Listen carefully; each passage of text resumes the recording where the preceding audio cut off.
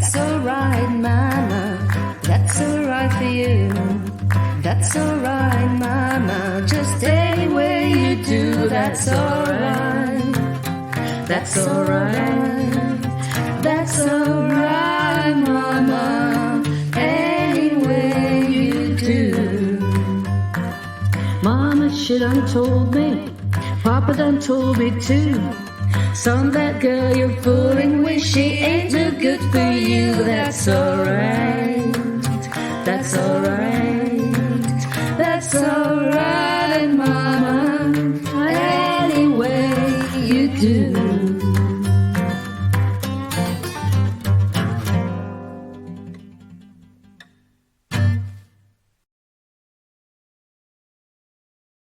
Welcome to another episode of English through Music, and once again I'd like to thank Malax, Valerie and Natalie for this awesome performance.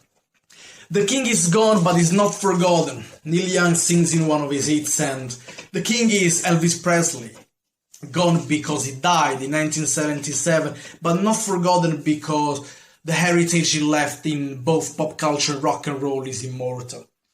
For the music industry, Elvis was King Midas. Everything he touched became gold, or better said, dollars. Millions of dollars.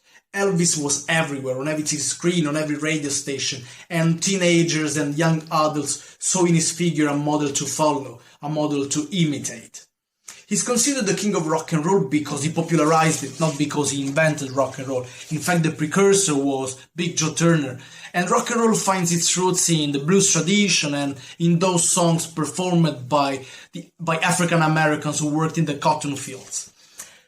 Timing in life can be everything, and for Elvis, it was certainly everything. It is not random that he came up on the music scene in the 1950s, a period of time marked by optimism after the Second World War, but also by rejection and rebellion against the old canons.